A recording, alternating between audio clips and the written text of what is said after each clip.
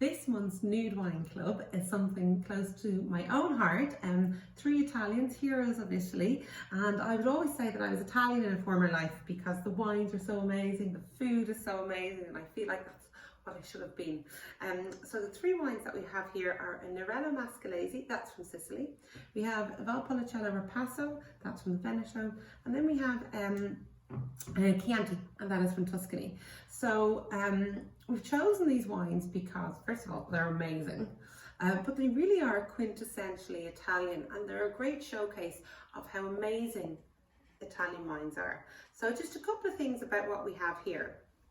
Nerello Mascalese is from the south, it's from Sicily. Everything else is from north of the knee, as in, if you look at Italy like a leg, north of the knee. So we'll discuss the 2 north of the knee first, and then we'll go south at the very end. So the 2 that we have here, so we do the Ripasso first. So the Ripasso is from the Veneto, so that's north of Venice. Lake Garda is also in that region, so wines like Bardolino. Valpolicella is one of Ireland's favourite wines, or certainly Valpolicella Ripasso. So Valpolicella is a region, and if you want to call your wines Valpolicella, you have to grow your grapes in the Valpolicella region. It's actually a hill, and there's a town in that area on the top, and you've got beautiful vineyards all the way around. And so historically, the grapes that were grown in Valpolicella went into wines that were called Valpolicella on that hill. But then people on the wider plain around the hill would have said, well, actually, we have the same grapes and the same soil, can we not be Valpolicella too? And so they widened the region. So Valpolicella Classico is from the original hill, and General Valpolicella is from the wider area. And there are a couple of other things, specifically when you look at this wine, because I think it says Superiore somewhere on it. Or did I make that up? Yes, Classico Superiore. So Superiore, when it's written on a label in Italian, actually means that it's got a slightly higher alcohol percentage, so 0.5%. So this is a Classico Superiore, meaning that it's from the original area and it's got a little bit more alcohol in it. What is also important about this particular wine is that it says Ripasso. So there are 3 styles of wine that you get in a Valpolicella. You get Valpolicella, the straight one, and that's these 3 grapes, Rondinella, Molinaro, and Corvina is the king of Valpolicella. And that's a really light wine. You can drink it straight out of the fridge. You don't let it age. You drink it exactly, the year after it's being produced. And then there's a really special wine that can age for a very long time called Amarone. Amarone is made from Valpolicella grapes, but it's not made from the bunches of grapes. It's made from the best individual grapes of the region. And those individual grapes dry through Christmas, right into January, and they no longer are grapes. The water is dehydrated, the sugars become concentrated, so they're raisins. So Amarone is made out of amazing raisins, basically. And so what Valpolicella Ripasso is when they make the Amarone, they crush the raisins, they get rid of the skins, and the wine is made from, the Amarone is made from the juice of those thick raisins. Those beautiful raisin skins get repassed through the next best standard of Valpolicella. And that's what a Valpolicella Ripasso is. It's like a baby Amarone. This one is beautiful, it's organic as well, and a little bit of bang for buck in it. I think it's 13.5% alcohol, yeah, so 0.5% higher, and beautiful, plummy, dark cherry flavours, but like hints of caramel and chocolate in there as well, and that comes from those beautiful raisiny, pruny skins. So absolutely gorgeous. It's a real highlight, so I would definitely have this one on a Saturday night. What I would say about it is, yes, it is amazing with beef and lamb and pork. It is also beautiful with some cheese and honey. So if you were to get some nice hard cheese like Comté or maybe Gruyere, a little bit of honey if you wanted to, but this wine is lovely with some hard cheese and honey. So the next wine that we have is Innocente or Innocente, I don't know how to pronounce it exactly, Chianti. So this is a DOCG.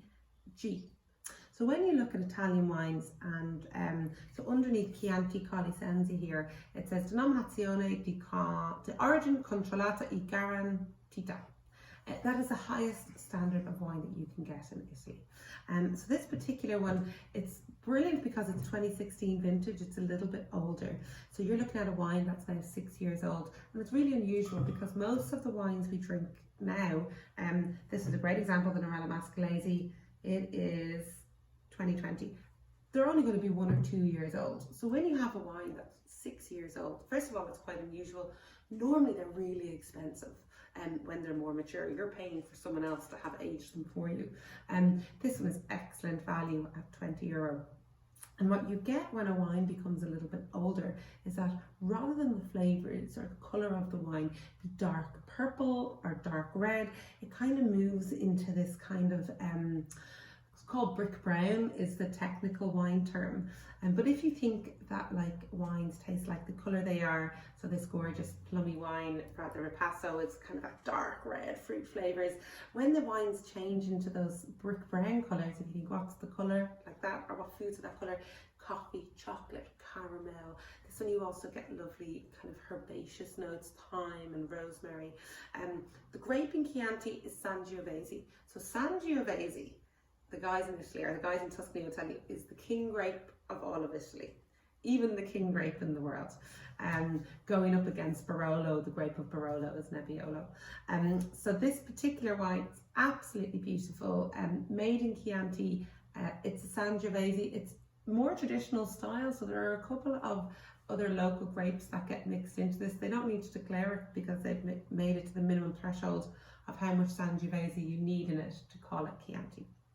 And there are a few important villages or towns in Tuscany making the Sangiovese grape. Chianti, most important. There is Marlino di Scansano, which is another one that you may come across. It's kind of quirky. It's further south, so it's warmer. Vino Nobile di Montalcino is another one, which is closer to where you're going to get Brunello. That's also the Sangiovese grape. And then the king of Sangiovese, which is Brunello. So there are all the Sangiovese wines that you can get. This Chianti, because it's a little bit older, a little bit more mature, you're getting closer to that really high quality Chianti. So I can't recommend it enough. Medium bodied, spicy, definitely a food wine. And where I said cheese goes really well with this one, with the Ripasso, I would definitely go with lamb, with roast lamb with this one. It would be absolutely delicious.